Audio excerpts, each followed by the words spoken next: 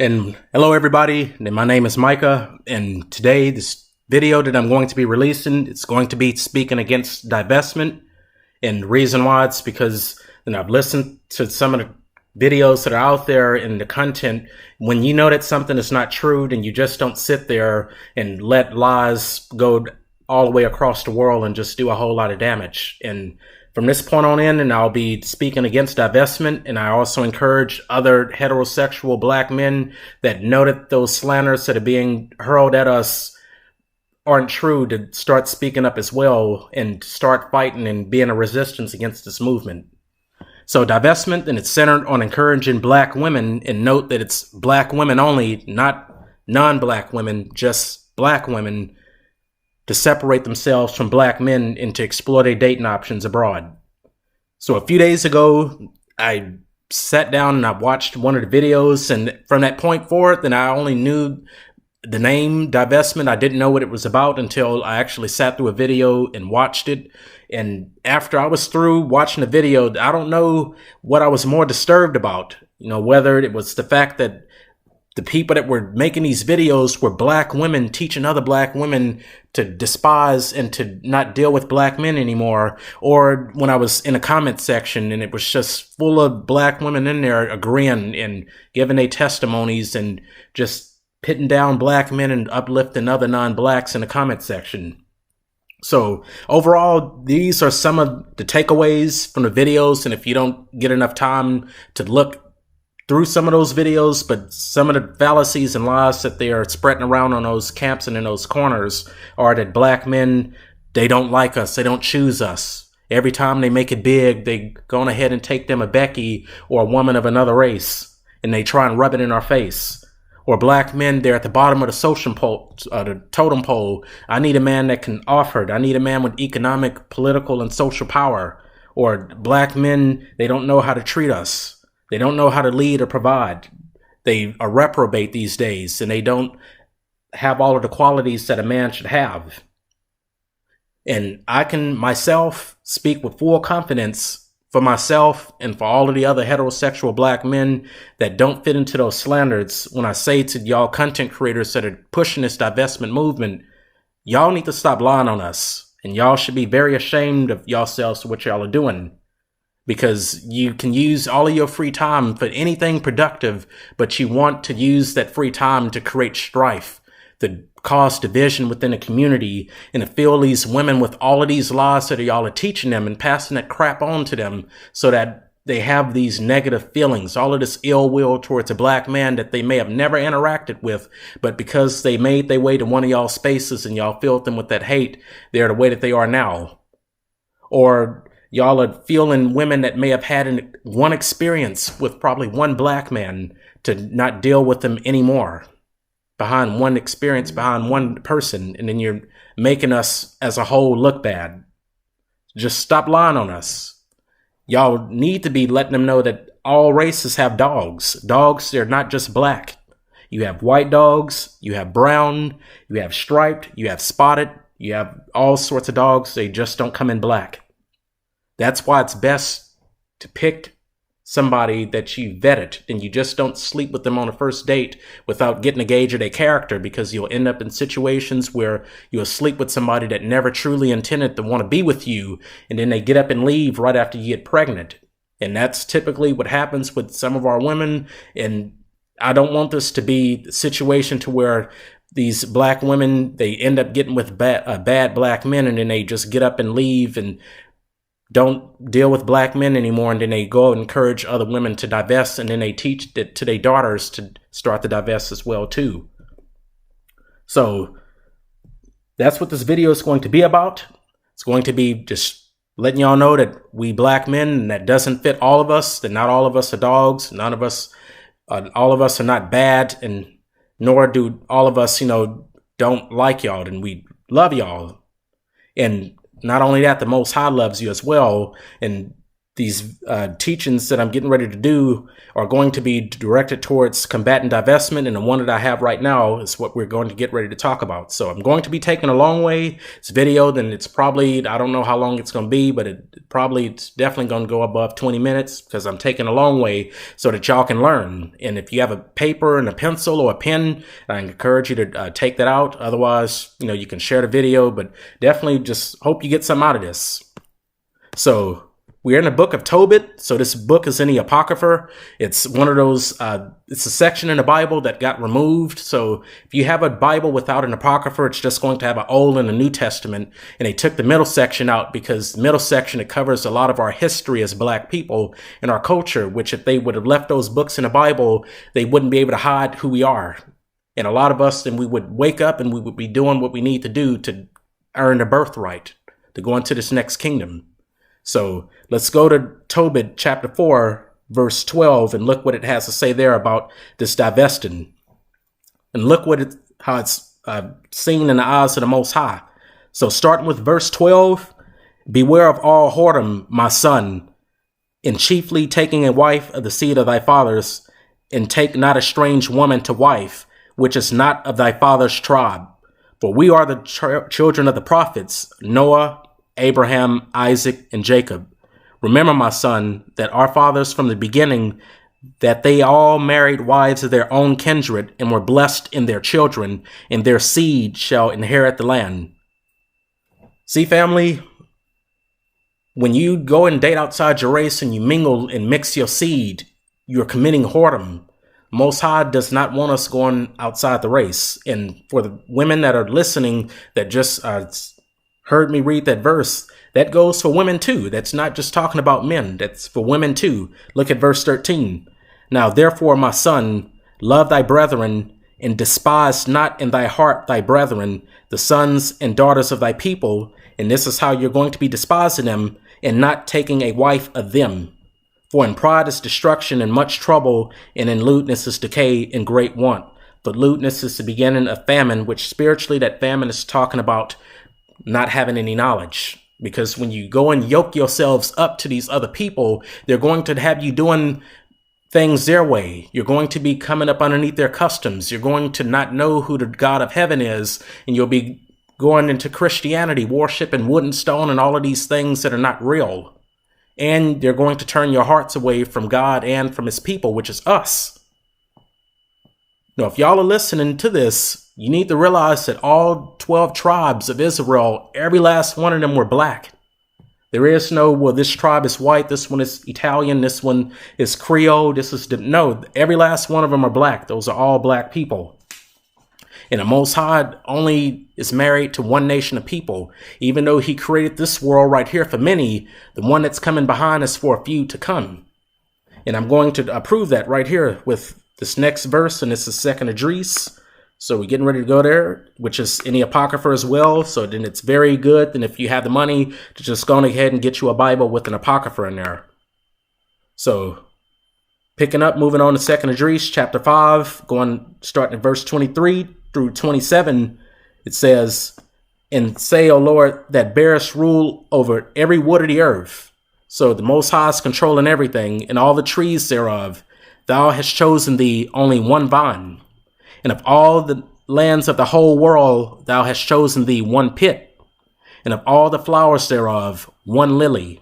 And of all the depths of the sea, thou hast filled thee one river. And of all builded cities, thou hast hallowed Zion unto thyself. And of all the fowls that are created, thou hast named thee one dove. And of all of the cattle that are made, thou hast provided thee one sheep. And among all the multitudes of people, thou hast gotten thee one people. And unto this people whom thou lovest, thou gavest a law that is approved of all. So before I move on to the next verse, and I want to back up to verse 26 and 27, spiritually, when you look at fowls and it's talking about the cattle and the sheep, you have to look at what those mean spiritually, and I'm going to break that down for you. So cattle, that's talking about people. Thou hast provided thee one sheep. So out of all of the people that are made, thou hast provided one sheep, which is that lost sheep of the house of Israel. And among the multitudes of the people, thou hast gotten thee one people, which is us. And he gave us a law that we did not keep. And we're in this predicament today where throughout the world, you'll find black people everywhere because we got scattered out of our land and we're serving underneath our enemies, where we're in poverty, we're in tribulation, and we're stricken below the social, economic, and political totem pole, and we're just doing worse than all of the other nations because we did not keep the covenant that was given to us. And a lot of us, when you go to Christianity, they only tell you about the good side of the Most High. They don't tell you about his stern side, which we're getting ready to cover that further in this video. And I'm going to be talking about this, oh, black men, they don't have social, political, and economic power. They're lazy. They don't get up and do anything. I'm going to take care of that one too, because there's a specific reason why we're in the position that we're in. And it's not because we're just lazy and we don't want to go out and do anything for ourselves. So let's go to Psalms 147 and 19 and 20. Book of Psalms. Go to 147 all the way down here. And we'll go to 19, so I won't have to be scrolling. Just already go there. So, he showeth his word unto Jacob, his statutes and his judgments unto Israel. He has not dealt so with any nation, and as for his judgments, which doctrines and teachings, they have not known them. Praise ye the Lord. Doesn't matter how you feel about that. Then if you don't like it, then you can just tear it out your Bible. But guess what? The word of the Most High, then it's settled. And once he speaks, it's eternal and it's done and it's settled. And he only has one nation of people, and he only gave us his doctrines and teachings for us to obey and live by. But we chose not to do it. And that's why we're going through the stuff that we're going through today. And this next precept that I'm getting ready to run, Most High is going to speak himself, and he's going to utter it out of his own mouth. So let's go to Amos chapter 3, verse 1 and 2. So picking it up at chapter 3, and we'll go to verse 1. For this to go. So starting at verse 1, hear this word that the Lord has spoken against you, O children of Israel. Didn't talk about nobody else, just the children of Israel, against the whole family, which I brought up from the land of Egypt, saying, you only have I known of all the families of the earth. Therefore, I will punish you for all of your iniquities, which we as a nation of people, then we have not obeyed the word of the Most High. And that's why we're having trouble. That's why a whole lot of us, then we have these self-hatred problems where you don't look down, you don't look up to your own people. You look down on others, and you think less of yourself. You may think less of your peers, because all of the other nations in every shape, form, and fashion, they're doing better than us. And I'm going to be showing you in scriptures where our forefathers, they had this problem before in the past too, because the people would not be obedient. Then they wanted to go their own way, and the Most High gave us laws and commandments to deal with. And he's going to tell you in this next verse what we've been doing to him. So starting with Isaiah chapter 1, verse 2, hear, O heavens, and give ear, O earth. For the Lord has spoken. I have nourished and brought up children, and they have rebelled against me. The ox knoweth his owner, and the ass his master's crib. So you have animals that know who their owners are, but Israel doeth not know. My people do not consider. A sinful nation, a people laden with iniquity, a seed of evildoers, children that are corrupters.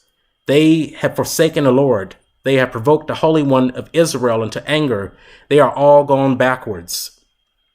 And I'm going to show you that this swirling and this divestment, how it's a form of us going backwards. So Deuteronomy chapter 7, verse 3, and this reads clear. I want all of y'all to see that right there.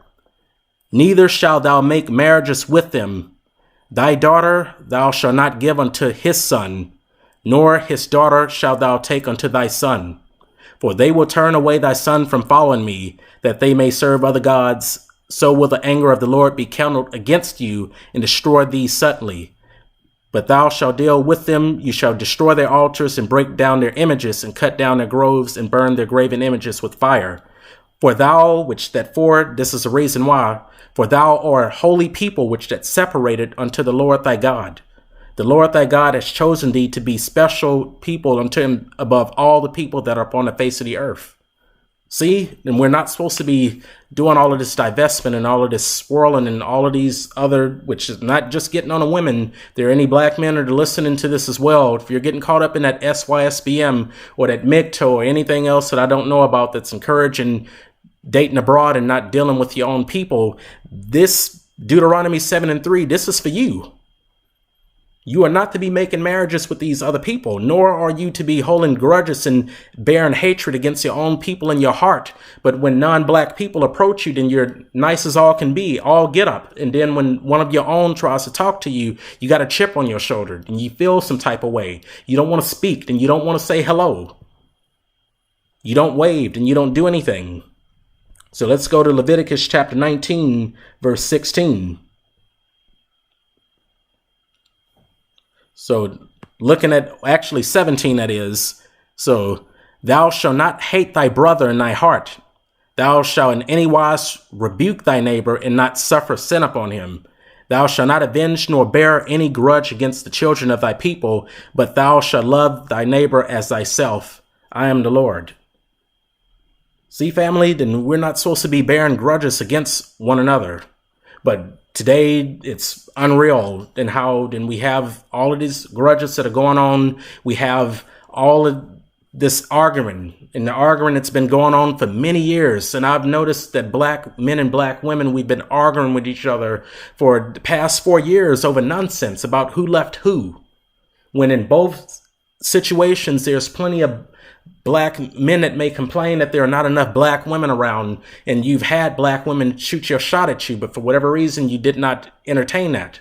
Plenty of black women that go out there and lie and say that there's no good black men around, and I guarantee you, in one of their inboxes, there are black men that are there that aren't a dog, so they're not what these black women are trying to avoid. There's good black men there that want to talk to you, but for whatever reason, you don't want to deal with your own people because of the self-hatred that's been buried up in your heart, that you're being fed to from other people.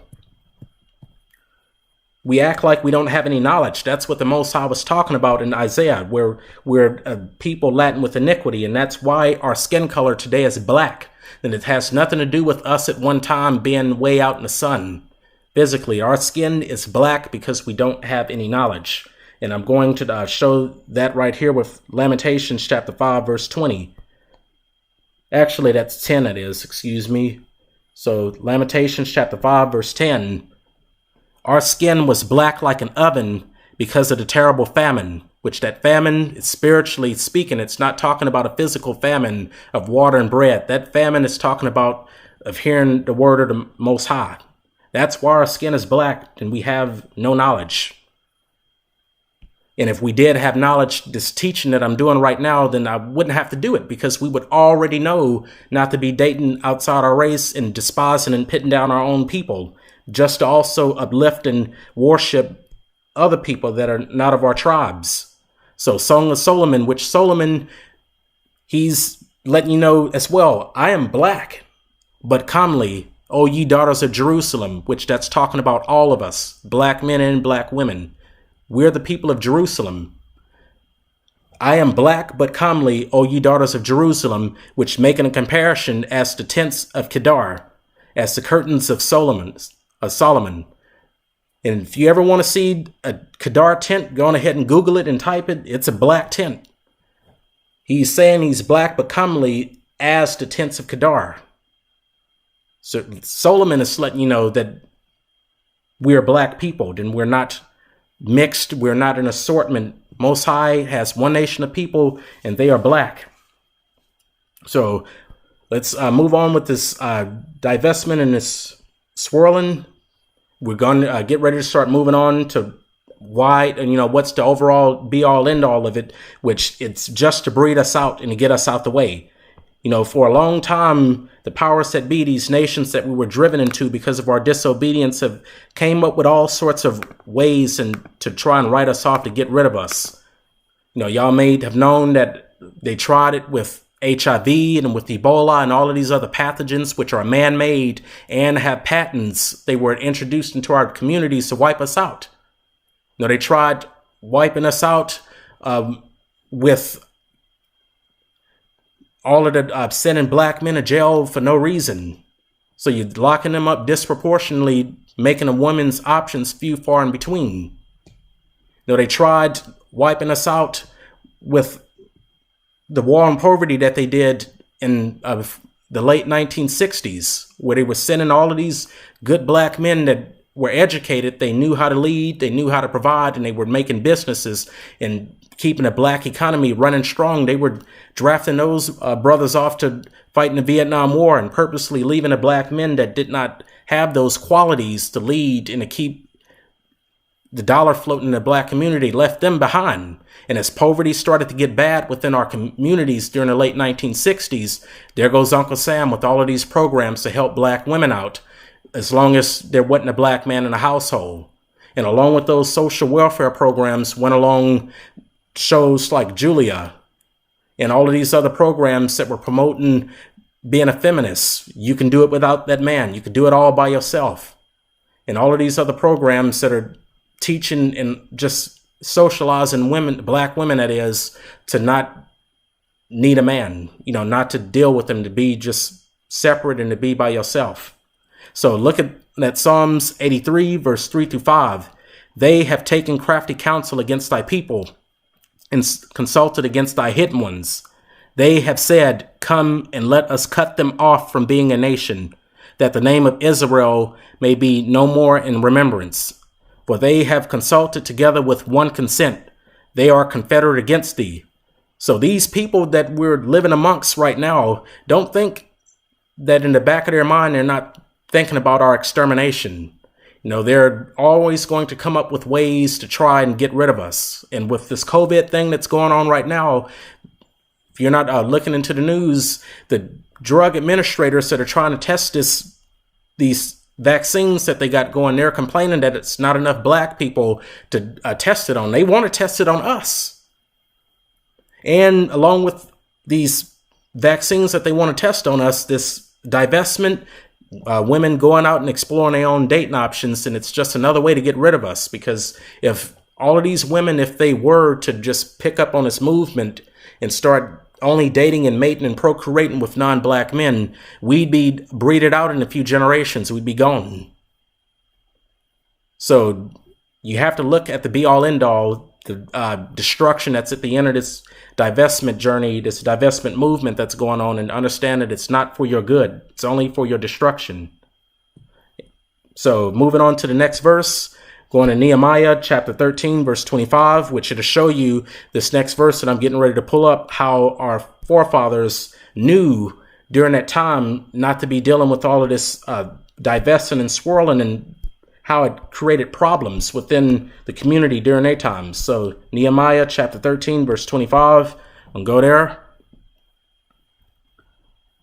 I'll have to go back down. It didn't automatically take me there. So, and I contended with them and cursed them and smote certain of them. So Nehemiah was laying hands on these people and plucked off their hair and made them swear by God, saying, you shall not give your daughters unto their sons, nor take their daughters unto your sons, or for yourselves. Don't think it wasn't no problems going on during Nehemiah's time with all of this swirling and divesting and all of this stuff that we're doing today. Our forefathers that knew the law and that were running, and chiefs and princes during their time were to come and see what was going on today, they would be grieved, fiercely grieved, to see what the stuff that we're doing.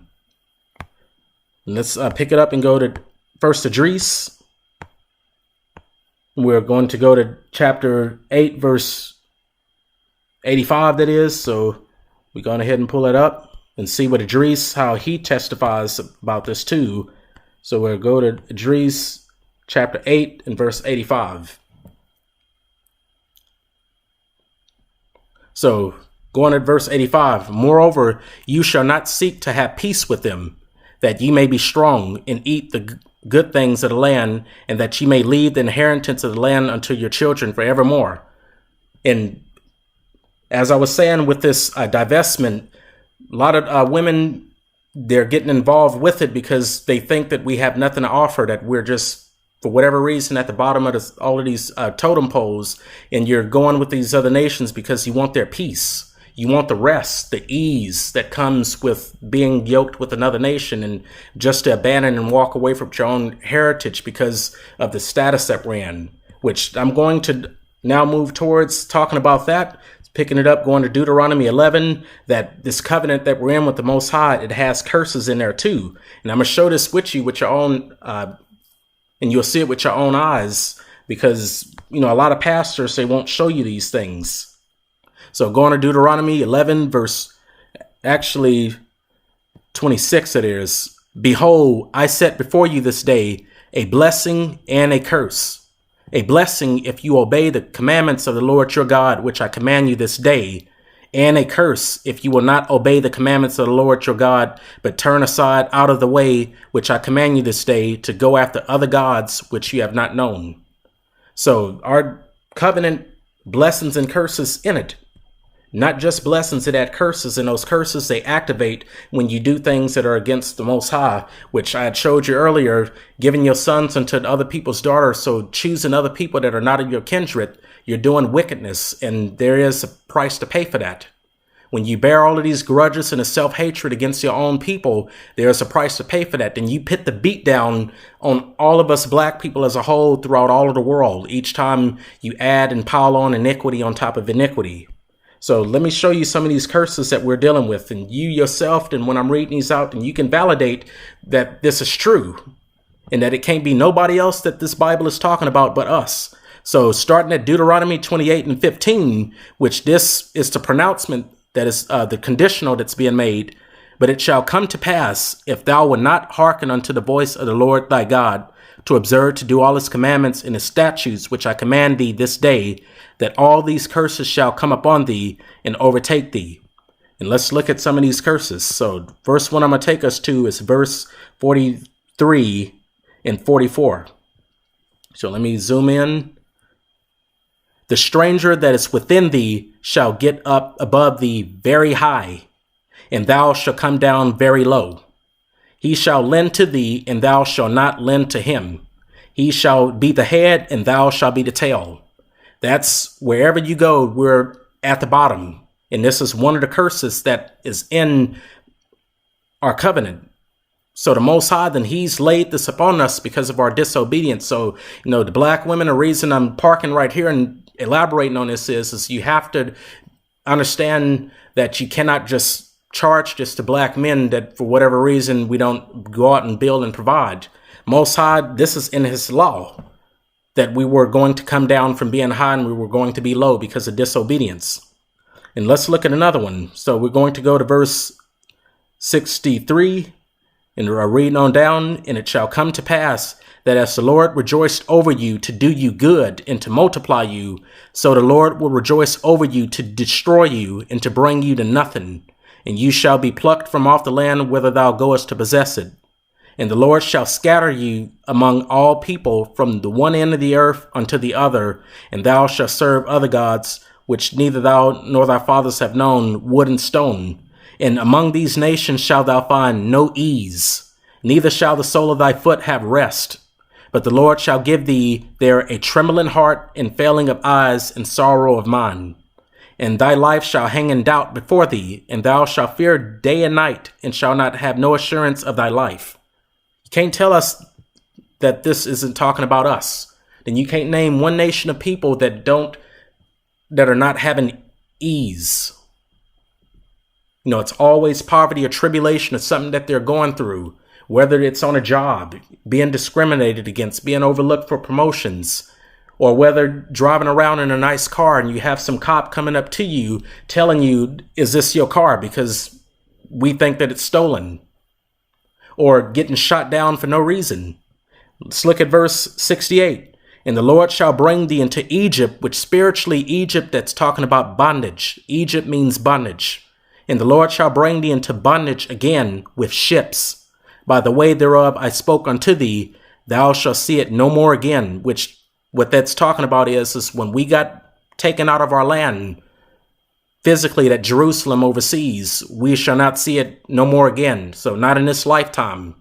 Now, if you get your act together and fulfill the will of the Most High, you'll see New Jerusalem. But that physical one that we got taken out of, we're not going there no more. And there you shall be sold unto your enemies for bondsmen and bondwomen, and no man shall buy you. So, meanwhile, while we're not no longer in Jerusalem, we're in the lands of our enemies. And nowhere in Scripture did our enemies become our friends again, or become our friends. They've always been our enemies. And what the Most High is talking about, that no man shall buy you, nobody is going to get you out of this. Malcolm X ain't going to get you out of this. Donald Trump, Joe Biden, or anybody else that comes afterwards that was here before us that tried to get us in a better predicament. Only the Most High can do that.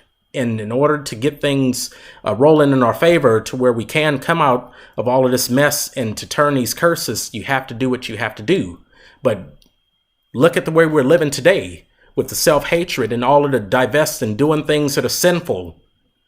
You're keeping us in this iniquity, and that's why we can't rise up and be a people anymore, because we're so busy going our own way, doing things that are hateful to God, which all of this mixed breeding our children and having these half-breed abominations, which, I know I'm going to rub people the wrong way. Most High did not create these mixed races. We're doing it through our own ignorance and evil desires, which I'm going to show you right here in Genesis chapter 1, verse 11, which is spiritually going to be speaking, but it deals with the matter. So Genesis chapter 1, verse 11, and God said, let the earth, which spiritually earth is talking about mankind, bring forth grass, flesh, people.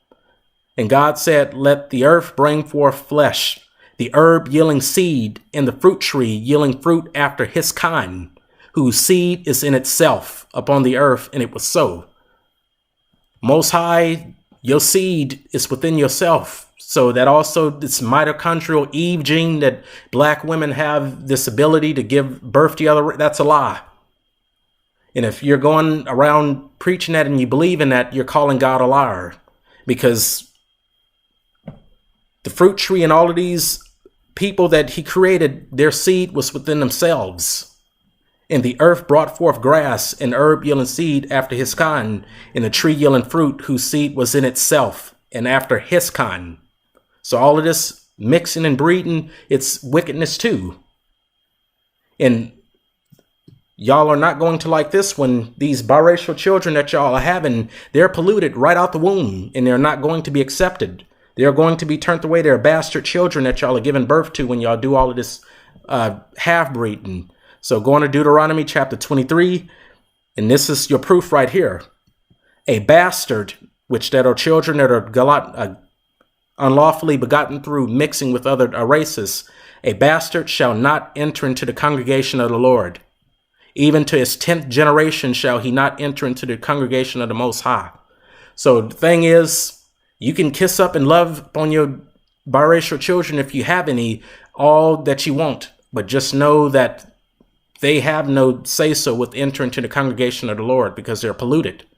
Remember the Most High, and he called us to be holy and to be separate and to be severed from everybody else. We're holy people. We're the apple of God's eyes. Very special. And if you don't think that you're special as a black person because of what you've went through in life or what you're maybe going through right now, you should know that the Most High, and you are a special people to him, and he separated you from everybody else to be a God unto you and for you to be his people. And you take what's holy, which is your body, and then you go and give it to another people of another nation. When you lay down with them and you pollute your body, you end up raising seed unto them, because a lot of these biracial kids that y'all have, when they grow up, they date out and they mix out anyway. And then your bloodline, it's already ruined. So then we have to really just get better at, making better choices, because these biracial children that y'all are having, they are not going to be accepted.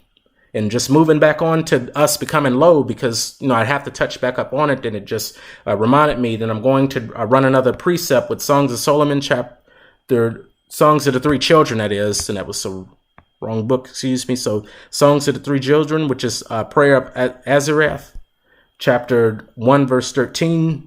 And let's look what some of our forefathers had to say about our position. For we, O Lord, are become less than any nation, and be kept under this day in all the world because of our sins. Didn't say we're below every nation because the black men, they're not out there doing what they need to do to provide communities for us. Scriptures is telling you right there, the Most High, then he's, with the palm of his hands, he's controlling everything.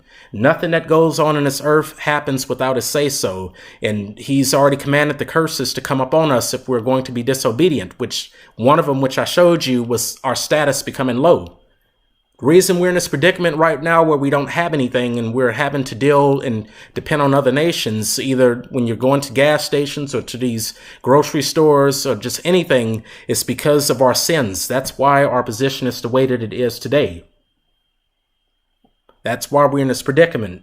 And we need to understand that we're not going to be coming out of this bondage or these captivities until we do what we need to be doing. So moving on to Baruch chapter 4, verse 6.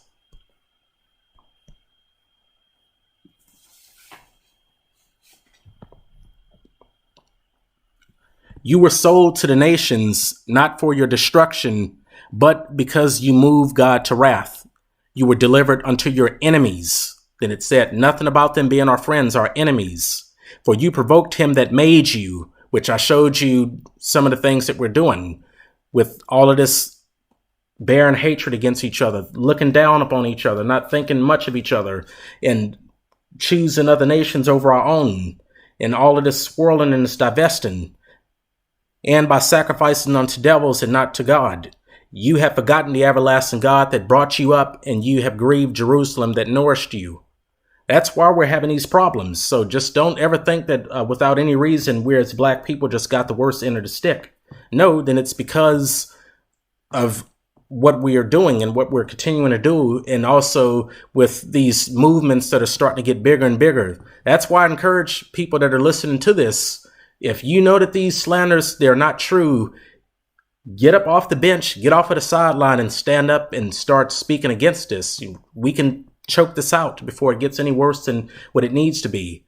And we can also, start speaking to some of these women that are maybe single parents that have daughters and teach them what's right and not teach them self-hatred. And then this stuff gets passed on for generations to come.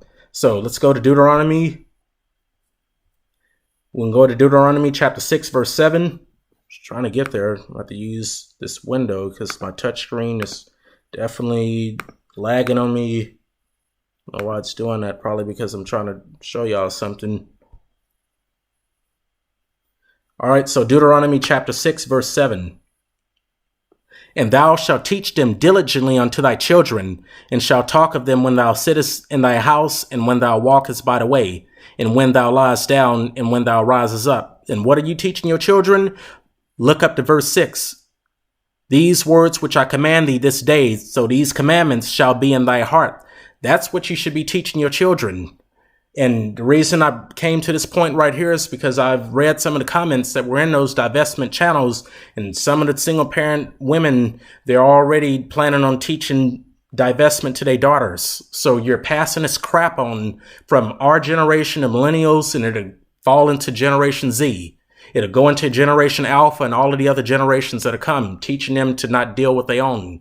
And you're just spewing all of this self-hate and keeping us divided.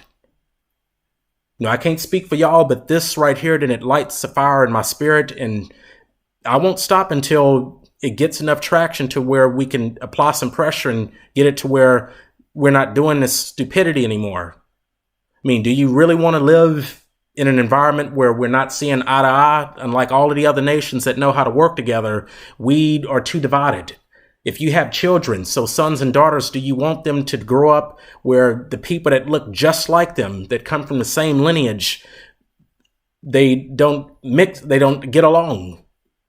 They have nothing positive to say about each other. They don't know how to speak to each other, don't know how to smile at each other. They're not choosing each other. Do you want your children to go through that?